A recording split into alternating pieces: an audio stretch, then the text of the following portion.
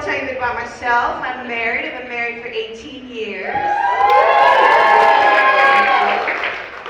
Fun fact, I'm extremely anemic. That means I bruise really easily. That's what my husband wants me to say.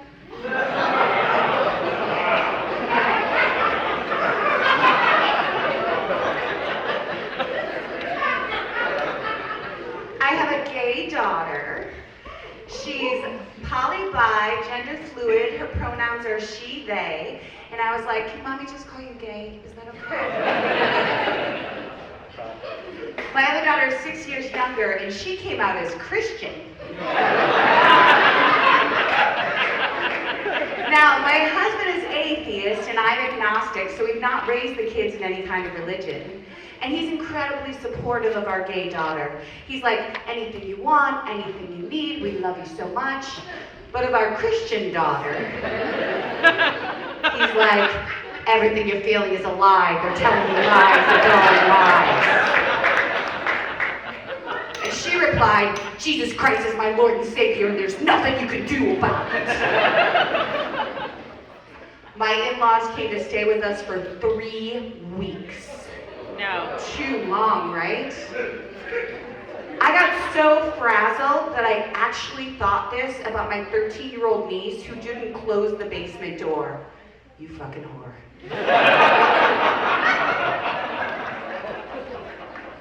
My 11-year-old got her first period while I was at work, and my 18-year-old daughter launched into action. She went to the store and she got her a carton of ice cream, 2 pounds of chocolate, and some Midol.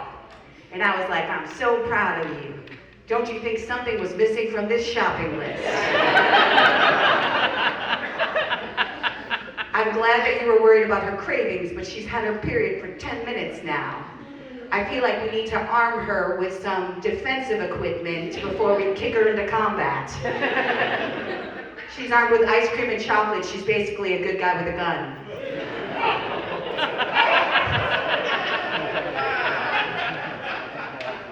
So I'm going through perimenopause. That means that it's my body's last death rattle to try to get me to give it a baby. It's like, you give me a baby. I don't want to have another baby. You give me a baby or I'm going to make you wake up every day drenched in sweat. Your body will be wet, but your pussy will be dry. Give me a baby. I don't want to have another baby. You give me a baby or I'm going to make you bleed so much you better be wearing a tampon, a pad, black pants, and be sitting on vinyl. It's going to be a red wedding in this bitch tonight. You give me a baby. I don't want to have another baby. You give me a baby, or I'm gonna make you so horny you're gonna hump walls. Now you fuck this guy, and this guy right now. You give me a baby. I don't want to fuck those guys. Maybe him.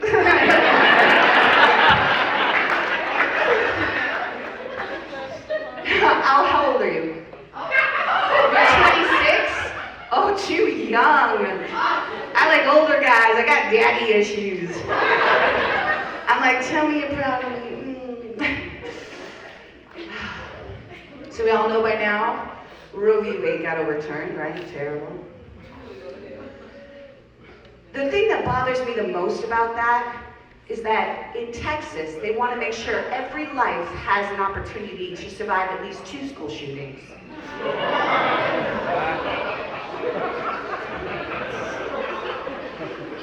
I saw this sign that was at a Trump rally, and this is a real sign. If you don't believe me, go on my Twitter, I posted it. It was these 2 Dutch kids, I guess. They're blonde hair, blue eyes, they're smiling. The little boys got overalls, little girls got braids. And the sign says, I've never had ice cream because I was aborted. And I'm not sure what this sign is trying to achieve. Like 15-year-old Sally, she just wants a boyfriend, but she doesn't want to put a penis in her mouth because yuck. Now let me just get to one thing clear. No 15-year-old guy or girl wants to put dick in their mouth. It's an acquired taste. Like beer. Someone gives you this, like, try this. I'll try it again. After a while, you're like, this is fine. Little 15-year-old Chad's like, my pull-out game's amazing, babe. Feel my socks, they're bone dry.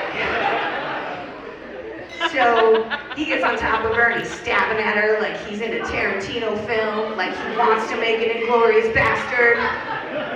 And she's sitting there like, this doesn't even feel good, but at least I get to go to homecoming. And she gets pregnant. And her options are to either have an abortion or have the baby so that someday they can try ice cream.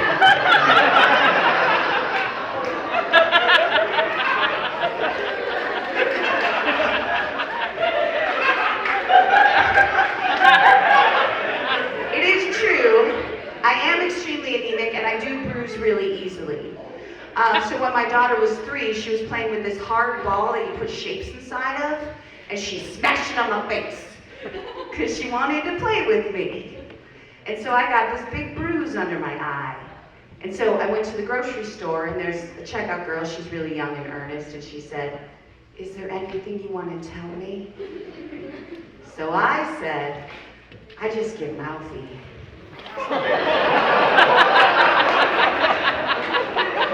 Someday I'll listen. And just like you guys, her mouth was like, and I said, why don't you finish ringing me up and mind your own fucking business? I could be in a kink shit, you don't know. That right there is some Claudia shit. See, we love shitting on those basic bitches from the suburbs like, okay, Karen. But a Sicilian Karen is a Claudia. Because she doesn't want to just speak to your manager. She wants to take a piece of your manager's soul with her so he never forgets this fucking day for the rest of his life. And I'm not a fighter. Look at me. I'm Midwest hot, Wisconsin 10. I know my place in the world. So when someone wants to pick a fight with me, I was in a bar fight once. I think I won. But when someone wants to pick a fight with me, my Claudia's got to talk a big game and confuse them with her taunts. Like, I'll drag you like a Chicago dog through the garden. No ketchup, just blood. I'll rip your dad's dick off and shove it down your throat till you vomit so you die in your own dad's dick vomit. I'll skull fuck your mother with peanut butter because I know she's allergic. And that's usually when they get confused enough to leave me alone. Thanks, you guys. I'm Angie, you're back.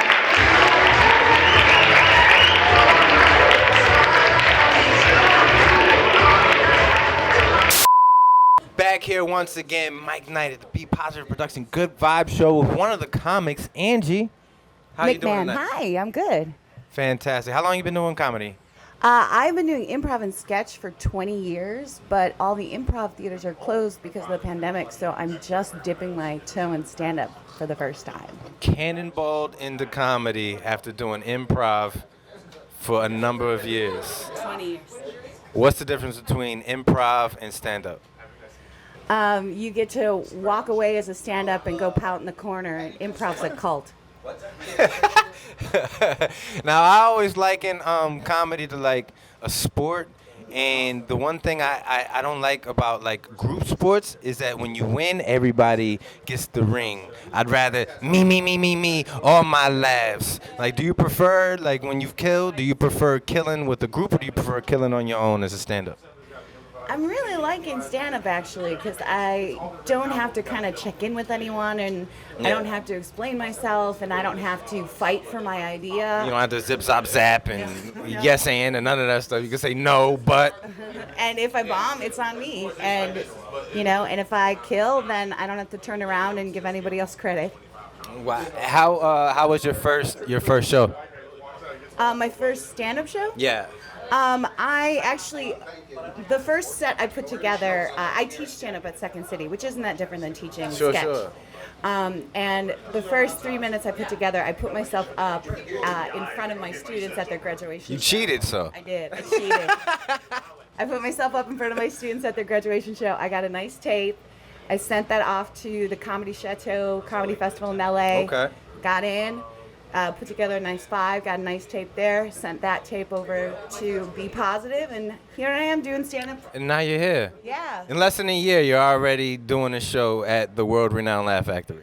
Well, I've done shows here before, but not stand-up. I've done a comedy game show Curtis let me put up. And then I did an improvised character, we call it Messing with the Audience Scene, Right. during a women's festival. So this is my first time doing stand-up here. I just peed a little bit out of jealousy. Less than a year and you're already, oh my goodness, that's fantastic. So if you had to categorize your comedy, what would you say? I'd say my persona is tough Chicago Italian mom. That means so many things that I vividly see in my mind. I think that's dope. I like that you're thinking about me in your mind. Yeah, that's going to happen. And depending on how the show goes, I might have to latch myself onto you. I think you're going to be successful. I think I'm going to have to ask my husband for a hall pass. Fair enough. Me, you, and Judy Carter somewhere over in the Bahamas, right? Nice, I'll take it. Absolutely. Well, best of luck to you. Break a leg tonight. Thank you. All right, absolutely.